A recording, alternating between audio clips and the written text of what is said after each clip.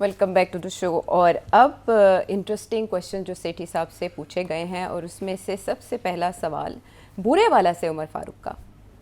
Indian media المرف گوتی media ان کو تب اپنی عوام سیریس نہیں لیتی، تو ہم نے کیا سیریس لینا ہے. لیکن میں جب ان کی پوڈ کاسٹ اور ان کے جرنلسٹ کی جب ڈسکشن دیکھتا ہوں تو مجھے ایک بات میں نے فیل کی ہے کہ وہ کچھ گنے چنے پاکستانی اینکرز اور جرنلسٹ سے بڑے خائف ہیں، اور ان میں سرفرست جو ہے آپ نظر آتے ہیں. اب ریفرنس کے لیے جو ہے میں ان کی ایک تھرڈ ریٹ جرنلسٹ ہیں اسمیتا پرکاش، ان کی پوڈ کاسٹ کے اندر ایک لو لائف سو کالڈ کوئی اینالسٹ بیٹھے ہوئے تھے، تو انہوں نے ایک پاکستانی جرنلسٹ کے بارے میں ایک نیگیٹو سی بات کی نام لیے بغیر. تو پیچھے سے وہ جو میم اسمیتا پرکاش سی فوراً بولی نجم. تو میرا سوال یہ تھا کہ یہ انڈین میڈیا جو ہے وہ آپ سے اتنا خائف کیوں نظر آتا ہے، اور آپ سے یہ ان کی دشمنی کی کیا وجہ ہے؟ جی وہ انہوں نے جب نجم نے کہا نا، تو جو صاحب ان کے آگے بیٹھے ہوئے تھے جو کمپلین کر رہے تھے، انہوں نے کہا نہیں نجم نہیں، کسی اور کا نام لیا انہوں نے. تو مگر نجم از پرائم ٹارگیٹ، اس پہ کوئی شک نہیں ہے. اب یہ نجم کو کیوں اتنا زیادہ ٹارگیٹ کیا جا رہا ہے، یہ بڑی انٹرسٹنگ کہانی ہے. وہ یہ ہے کہ جب انڈیا ایک ڈیموکریٹک سیکولر پلورل ریاست تھی، تو دنیا مانتی تھی کہ یہ it's a great experiment, stable, high growth اور pluralistic, democratic, neutral. That was an India جس بہت لوگوں کو وہ زمانے کے انڈیا نے انسپائر کیا تھا کہ ایسا اگر سسٹم ہو پاکستان میں تو that would be great. Because ہم گزر رہے تھے بڑے مشکل حالات میں، military dictatorships, Islamic so called Islamic regimes and incompetent political regimes and low growth rates. تو ایک رومانس تھا with the India that Nehru built کہ دیٹ از. اور ہماری کانسٹیٹیوشن بھی جو 1973 کی ہے، we have borrowed a lot from the Indian constitution. So you know there was this environment. Us environment میں ہم جیسے لوگ وی یوز ٹو سے کہ کاش کہ ہم انڈیا سے کچھ سیکھیں about democracy, about pluralism, about neutrality, about independence, about constitutional law, et cetera et cetera. تو ہم بڑے پاپولر تھے، میرے جیسے لوگ بڑے پاپولر تھے انڈیا میں کہ سیٹھی بڑی اچھی بات کرتا ہے، کیونکہ میں کہتا تھا ہم سیکھیں انڈیا سے. اور یہاں ظاہر ہے میں زیادہ پاپولر نہیں تھا، یہاں تو مجھے انڈین ایجنٹ قرار دیا جاتا تھا کہ یہ سیٹھی جو ہے نا یہ بڑا سافٹ ہے انڈیا پہ. اور اسی لیے مجھے انڈیا سے بڑے دعوت آتے تھے کہ آئے سیمینار میں بولے یہ کریں وہ کریں. سو Indian agent loved in India, not so much loved in Pakistan by the establishment اس وقت. اب صورتحال یہ ہے کہ جب سے انڈیا بی جے پی کے حوالے کیا گیا، India is no longer secular, India is no longer pluralistic. India ایک ہندو پاپولسٹ فاشسٹ قسم کی ریجیم بن گیا. And that is some thing I don't like. اور میں اب تنقید کرتا ہوں، کھل کے تنقید کرتا ہوں نریندر مودی کی حکومت کو اور ان کے جو میڈیا والے ہیں جو کہ مور پہ مور لگائے جا رہے ہیں، اور ان کی بگ بزنس جو کہ اس کو سپورٹ کرتی ہے. And I have become a big critic of India. جیسے I was a complimentary person regarding India in the 1970s and 80s and even 90s, now I am anti BJP. اچھا، اب وہ B J پی اس وقت populist view کے اوپر ride کر رہی ہے، وہاں کا میڈیا لیٹ گیا اس کے آگے، وہ بھی بن گئے ہیں ہندو ایکسٹریمسٹس. آپ جو دیکھ رہے ہیں انڈیا کے اندر کیا ہو رہا ہے. اور سب سے امپورٹنٹ بات یہ ہے کہ انڈیا کا جو رومانس تھا ود دا ویسٹ، کیونکہ it was the perfect example of philosophies, civilisational cultures borrowed from the west جو کہ انڈیا نے اپنا لیے تھے. And so it was the darling of the west. اب آپ دیکھیے اٹس دی اپوزٹ. پہلے کشمیر کے اندر جو زیادتی ہوتی تھی ویسٹ بالکل بات ہی نہیں کرتا تھا، کیونکہ وہ سمجھتے تھے کہ this will destabilise the great India. اب ساری تنقید ہونی شروع ہو گئی انڈیا کی. اور یہ جو انڈیا کے بی جے پی کی جو پالیسیز ہیں، anti minorities, anti human rights, anti media and pro big business, monopolistic, this the international community doesn't like. ان کا تو سارا ہیومن رائٹس، پلورلزم، یہ سارا ایجنڈا تھا جس کی وجہ سے وہ انڈیا کو اپریشیٹ کرتے تھے. اب وہ نہیں کرتے. اب نیو یارک ٹائمز کے اندر بھی, فائنینشیل ٹائمز میں, وال اسٹریٹ جرنل میں انڈیا کے خلاف آرٹیکلز آنے شروع ہو گئے, جو کہ کبھی نہیں ہوا تھا. تو انڈیا کے جو میڈیا ہے اور ان کی جو رولنگ اسٹیبلشمنٹ ہے وہ بہت سینسٹیو ہو گئی ہے. اینڈ دیٹ از وائی میرے جیسے جرنلسٹ کے اوپر وہاں اب اٹیک آنی شروع ہو گئی ہے. میں آپ کو ایک بڑی انٹرسٹنگ بات بتاؤں. وہ وقت تھا جب کہ مجھے انڈیا کے جانے کے لیے ملٹیپل انٹری ویزا مل جاتا تھا اور پولیس رپورٹنگ بھی نہیں کرنی پڑتی تھی. ہر سیمینار میں مجھے بلایا جاتا تھا. جب سے بی جے پی آئی ہے, میرا خیال ہے پچھلے 7-8 سال سے تو ایٹ لیسٹ, مجھے ویزا نہیں دیا. مجھے اب وہاں سے انویٹیشن آنے بھی بند ہو گئے ہیں. اسی لیے because I am now a critic of India. میں یہ بھی آپ کو بتا دوں کہ ضیاء الحق صاحب کے زمانے میں آئی was a big critic of Pakistan. جس قسم کی یہاں سیاست چل رہی تھی یا جس قسم کی یہاں آئیڈیالوجی چل رہی تھی, میں اس کا بھی بہت بڑا کرٹک تھا.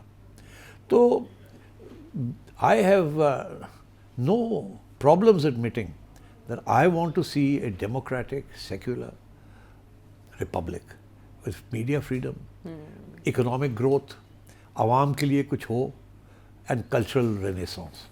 اور وہ گھٹن جو کہ اب انڈیا میں جو ہو رہی ہے, اگر وہ گھٹن اب یہاں پاکستان واپس آئے گی تو then obviously we will become critical. But let's hope for the best.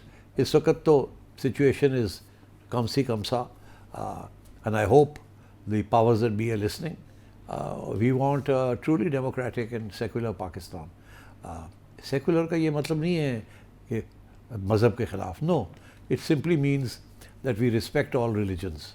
As a matter of the state has nothing to do with it. اور مجھے بڑی خوشی ہوئی اس سال کہ ہمارے فیلڈ مارشل صاحب نے ایک لیڈ لی ہے اس چیز میں, جس کو چیف منسٹر پنجاب نے فالو کیا ہے کہ جی اس دفعہ جب کرسمس کے لیے کرسچن کمیونٹی کا ساتھ دیا اور ان کو چرچز, چیف صاحب بھی گئے ہیں church. It's very good, wonderful. یہ ہے آپ امیج جو آپ پروموٹ کرنا چاہ رہے ہیں.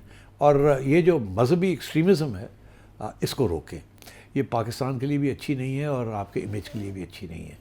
مذہب is a wonderful thing. It is the only security umbrella we have. But اس کو سیاسی طور پہ استعمال نہیں کرنا چاہیے. سو آئی تھنک انڈیا کے اندر religion is being used as a political weapon. وہ کرکٹ کے اندر بھی آ گئی ہے.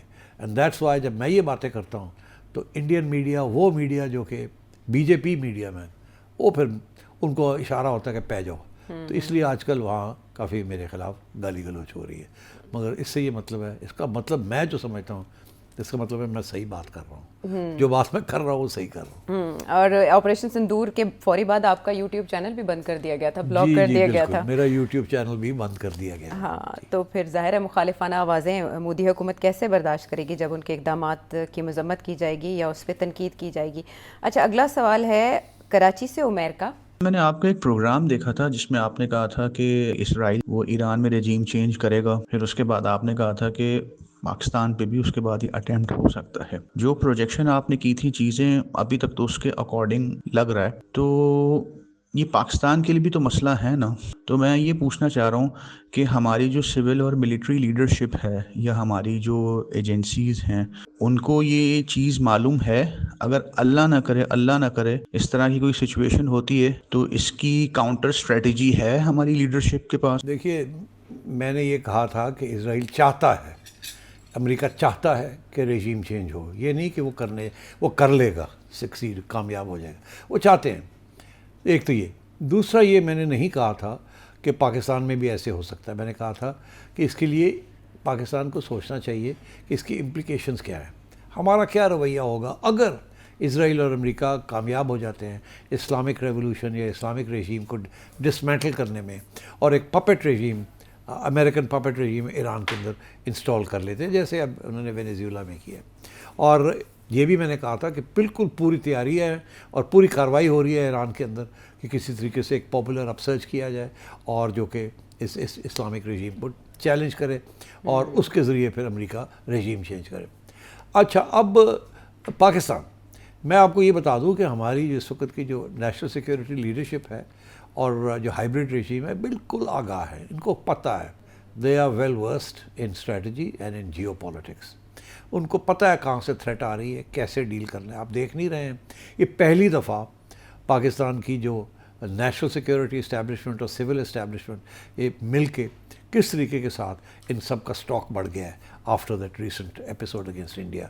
और इस वक्त कभी इसाक डार साहब चाइना इस वक्त बैठे हुए हैं, उससे पहले वो सऊदी अरेबिया गए हुए थे. अपने शहबाज शरीफ साहब सऊदी अरेबिया जाते हैं, कतर जाते हैं, यूएई जा रहे हैं, कोई आ रहा है, कोई जा रहा है. चीफ साहब कभी अमेरिका बैठे होते हैं, कभी सऊदी अरेबिया बैठे होते हैं, एंड सो ऑन. ये this is unheard of. That tells you कि हमारा जो डिप्लोमेटिक स्टेटस है as a power, regional power, it is gone up. इसमें कोई शक नहीं है. Whether we like the current existing regime और not, we have to admit this. अच्छा, तो इसलिए ये आप फिक्र ना करें कि हमारी जो रूलिंग इस्टेब्लिशमेंट है या सिविल मिलिट्री इस्टेब्लिशमेंट है, they don't know how to deal with it, they will know how to deal with it. बाकी ये कि कल को अगर कोई अमेरिकन रेजीम बन जाती है ईरान के अंदर, तो क्या पाकिस्तान को क्या उसका फ़ायदा नुकसान है? मैं नहीं समझता कोई भी नुकसान है, फ्रैंकली. देन डोंट फॉरगेट, जब शाह ईरान था तो हम भी अमेरिकन पपेट रेजीम थे और शाह भी था, और बड़े अच्छे तल्लुकात थे. बड़ी वो टर्की, ईरान, पाकिस्तान का जनाब वो बड़े डेवलपमेंट ये वो वगैरह plans, we were on the same page, part of the same American sponsored alliances. जैसे नेटो है, उस वक्त सेंटो, सीटो, बगदाद पैक्ट, ये सारी चीज़ें थी. तो उसके बाद अब अगर ईरान जो है वो प्रो अमेरिका हो जाता है, तो आपका ख्याल है हम एंटी अमेरिका हैं?